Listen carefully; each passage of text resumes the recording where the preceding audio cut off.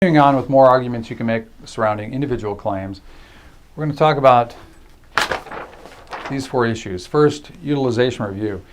Most insurance companies have the capability to have internal staff look at how the medical treatment is being used by the injured worker to see if it's appropriate for the treatment. This is to make sure that there aren't mistakes made by either the treating physician or perhaps a specialist they've been referred to, or a clinic or a hospital, to make sure that the proper treatments are being applied for the injury that has been diagnosed. But times mistakes are made, and so utilization review can do a really good job in protecting the employer from paying too much, but sometimes it fails. And so a good argument can be made that utilization review missed and certain treatments were paid for that really should have been objected to. And perhaps another insurance company with a superior effort at utilization review would have caught that. So that claim might be discounted in the minds of the underwriter looking at future pricing. Next is the use of specialists. This is somewhat similar to utilization review.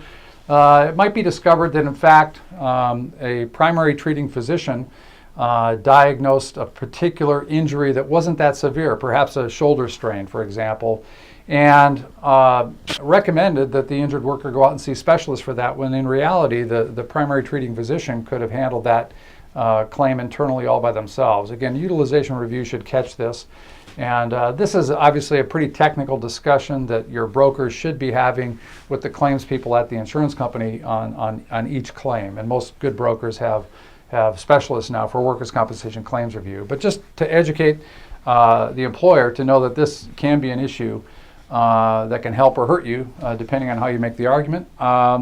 Change safety procedures. This is a pretty straightforward one. If you've made safety procedure changes since a particular injury happened, and those changes would likely have prevented that past claim, that's a good argument for any new underwriter as to why that old claim should not be considered in the pricing going forward.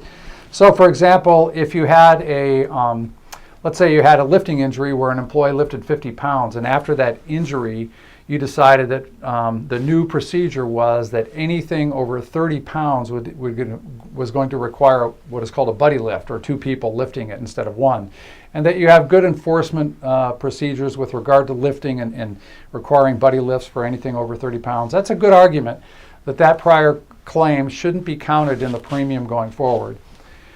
And then finally, faulty accident investigation. This could be something internally where you have an accident investigation procedure separate and apart from the simple reporting of the workers' compensation claim to the insurance company, and perhaps your own accident investigation failed. So for example, there may be a second claim caused by the same exact faulty guard on a machine, and had proper accident investigation been performed on the first claim, you would have caught the fact that the injury was caused by the faulty guard, would have replaced the guard, and the second claim could not have happened. That might be a good argument that you could make that could convince an underwriter to not consider that old claim in future premium.